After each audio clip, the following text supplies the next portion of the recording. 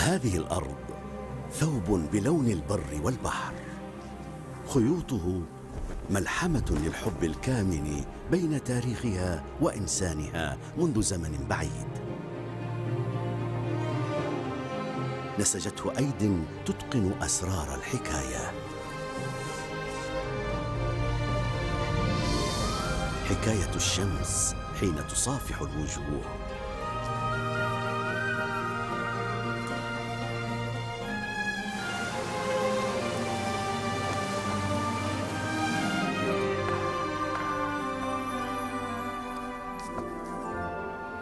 حكاية لؤلؤة تضيء عتمة المغاصات فيقصدها الباحثون عن الإبداع.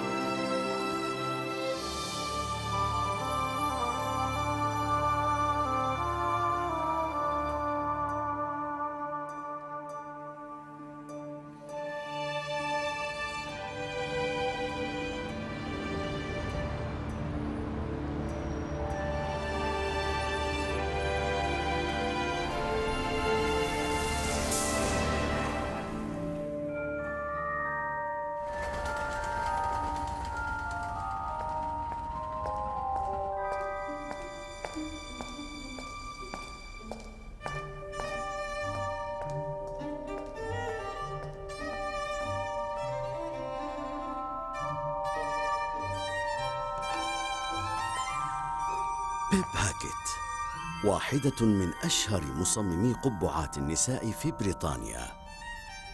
تصميماتها تهادت على منصات الأزياء في باريس ونيويورك.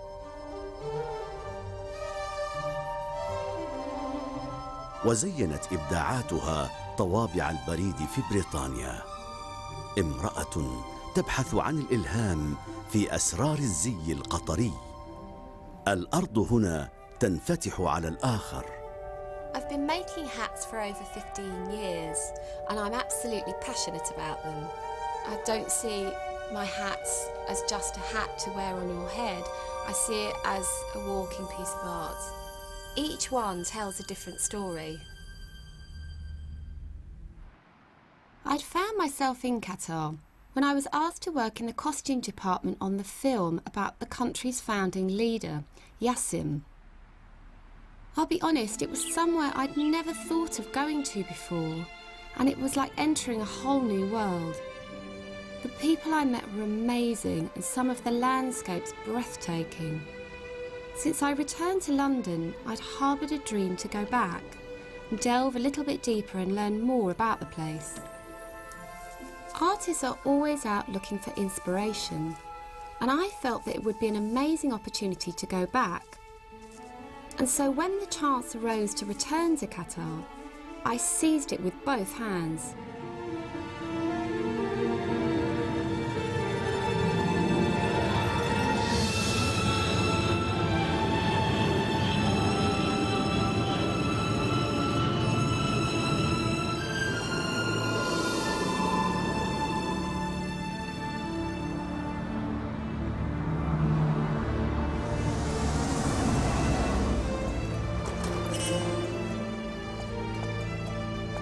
Landing in Doha, I was excited about the adventures that lay ahead of me. But I knew there would be challenges. What would the Qatari people make of me? A woman with an obsession for vintage clothes, a Londoner, a hat designer. I wanted to create a collection that would be a tribute to the nation of Qatar, but had no idea how my designs would be received. The Qatar of my imagination was a land of desert dunes and sparkling coastlines, of lonely fortresses and noble Bedouin. But of course, modern Doha is as far from the ancient as could be.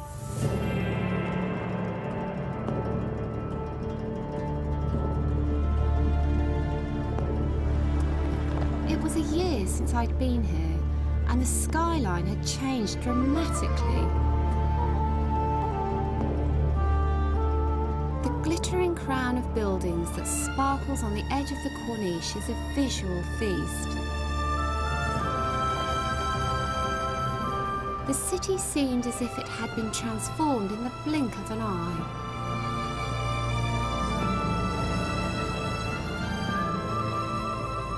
It was too early to know whether this brave new Doha would inspire me, but I wanted to get inside Tower City and take a closer look.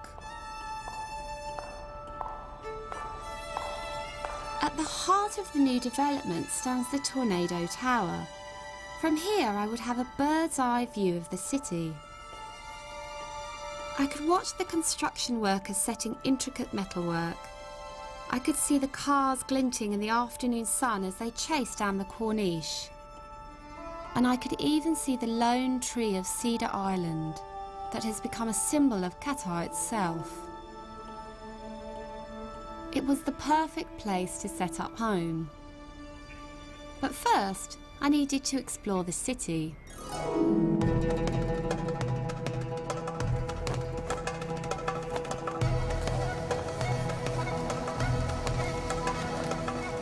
As a designer, I was naturally drawn to Souk Waqif.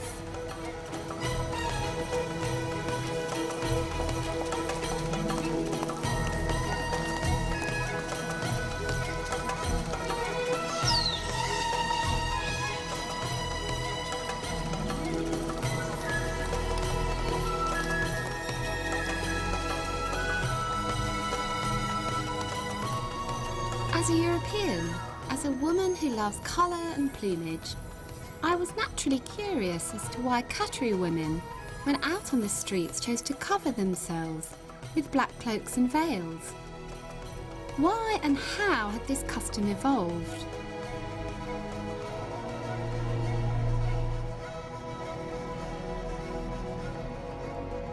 طبعاً إحنا في قطر مجتمع إسلامي، نحافظ على عاداتنا وتقاليدنا، ملتزمين بقواعدنا الإسلامية وبما يمليه علينا الدين الإسلامي. فتعتبر العباءة جزء أساسي بالنسبة للمرأة القطرية في وقتنا الحالي وفي السابق أيضاً. والعباية قديمة من التاريخ، يعني حتى ترجع أصولها إلى العصور الآشورية والرومانية، قديمة قديمة جدا، لكن بمرور الزمن تطورت إلى أن أصبحت ما نراه عليه اليوم من عباءات ضيقة تشبه الفساتين.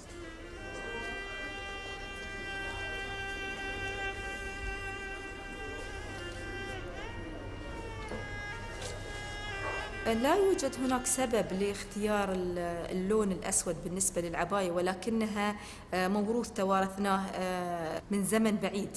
ولكن هناك أيضا ذكر في السابق أن هناك كانت ألوان، منها اللون البني المحمر، وهناك اللون البني الداكن، ولكن فضلت المرأة القطرية اللون الأسود بشكل أكبر.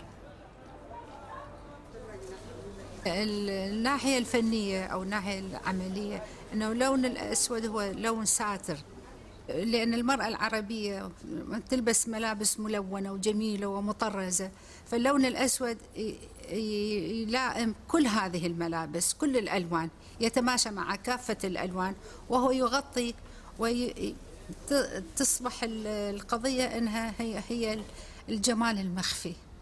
وهذه هي عادة قديمة، يعني الجمال المخفي أكثر جمالا من الجمال الظاهر. Returning from the souk with my own abaya, I wanted to discover what it felt like to wear one. What would I look like? Would I be comfortable?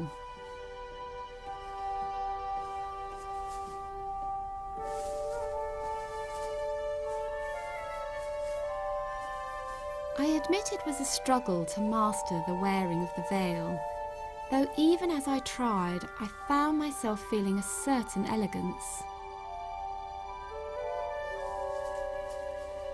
But what does it mean to wear the abaya day in, day out?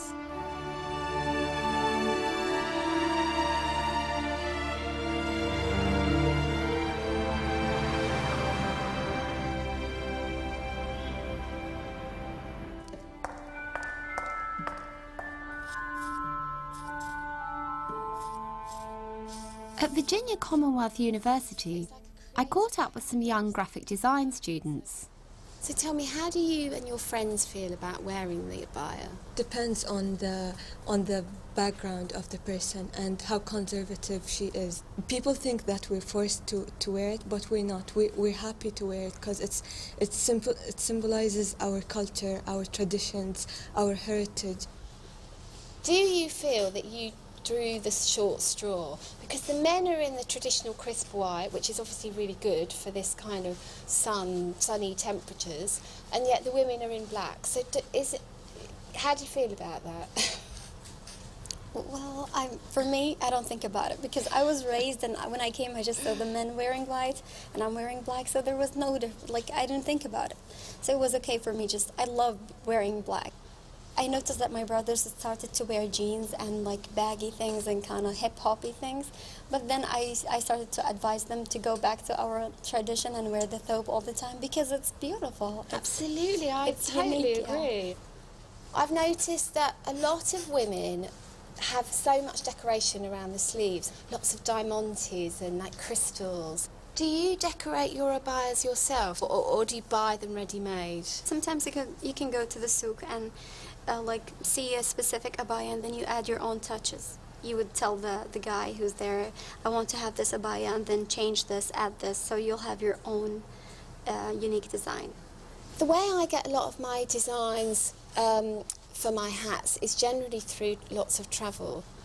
I'm here to make a hat collection inspired by Qatari culture. Do you think it's an interesting idea to try and use some of your traditional Qatari fabrics in one of my hat designs?